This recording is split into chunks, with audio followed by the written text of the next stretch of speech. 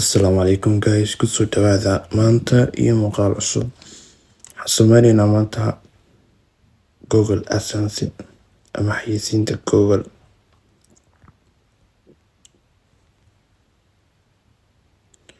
Waxaa kusoo dhufanaysaa marka hore Google AdSense, waxaa ku qoraysaa Google-ka marka hore inuu Gmail ku samaysan yahay waaye. Kadib Google AdSense meeshan ay ku qoran tahay Google AdSense ayaa ku dhufanaysaa.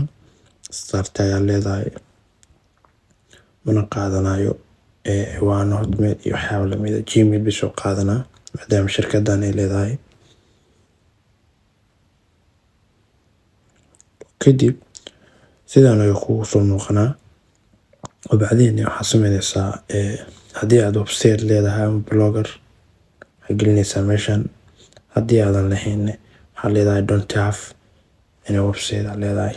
Bacdeen waxaa samaynaysaa meeshan ay ku qoran tahay yes send customized to performs iyo meeshan haddii aad leedahay meel oo code kuugu soo dhaco qof wadanka dibadiisa jiro oo kala tusaale ahaan inaad aadid codekaas kuugu soo dirsanay kadibna iyagu kaa soo dhaco soo kuugu soo diro codekaas way fududahay. waxaa qurux badan mar walba inaad aadid send oo yes asaartida qurux badan tan xigto wadanka markaas qofka uu joogo waad leedahay oo kaleeto. hadda tusaale ahaan aniga waxaan joogaa UK, aan joogaa United Kingdom aan leeyahay. Marka sidaan ayuu kugu soo muuqanaa. Meeshan qaybtan hoose ku qoran tahay ayaad tig saaraysaa inaad aragtina amaleyna. haddii aad website laadana meeshan website gelinaysaa balse laakiin hadda waxaa dhahay I don't have any website. waxaan rabaa inaan muuqaalkan idin kugu tuso keliya website-ka iyo Google AdSense-ga labay kala yihiin, laakiin inaad isku xiriirisid waa ayadana muxuu ahayd muuqaal kale aad kasoo suubina haddii aad markaas iga codsataan. marka way free hadda kursadan start using aa leedahay. markaas meeshan buluuga ku dhufanaysaa automatically hadda sidaan uu ku samaysan yahay. marka waxaa lagaaga baahan yahay 3 option. meeshan ay ku qoran tahay payment iyo meeshan ay ku qoran tahay ADSL iyo meeshan ay ku qoran tahay sites. marka meeshan awgeedid ay ku qoran tahay payment-gaada meeshan waxaa samaynaysaa inaad gelisid address. gelina address aniga hadda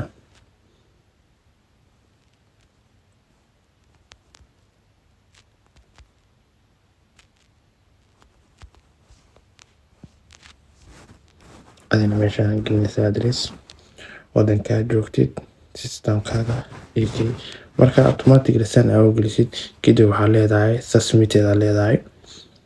wuxuu kuu soo diraa markaas codekaas oo markaas aad gelinaysid isla meeshan.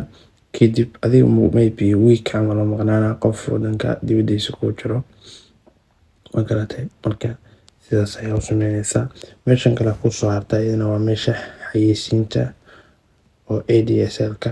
meeshan waxaa samaynaysaa iyadana isla mid ah explore-kana ku dhufanaysaa kadib waxaa gelinaysaa kii website-ka marka hore gelinaysaa.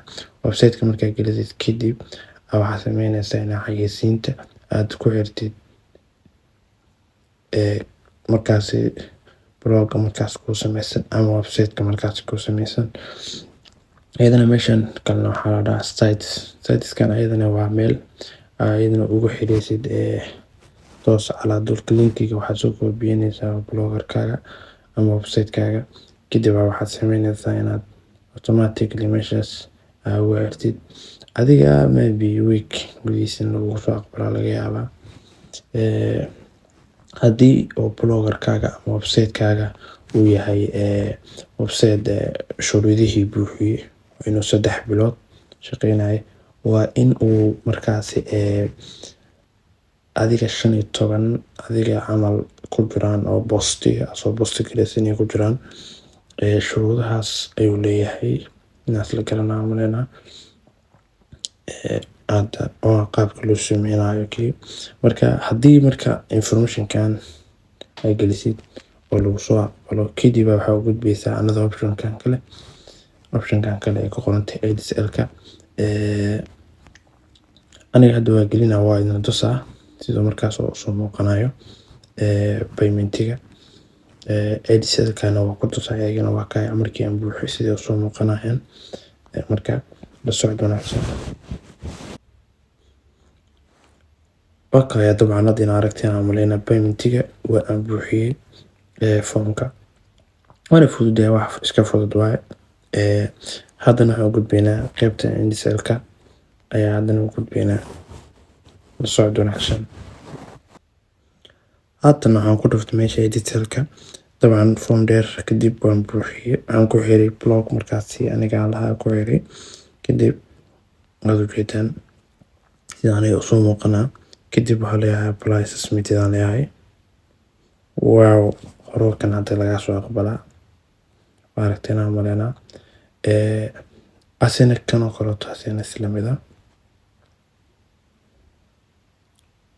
ayadan markaan ku xiray hadda kan isla mid automatically labadooda waa isla socdaan automatically loo qaatay laakiin la soo aqbalo sugaa.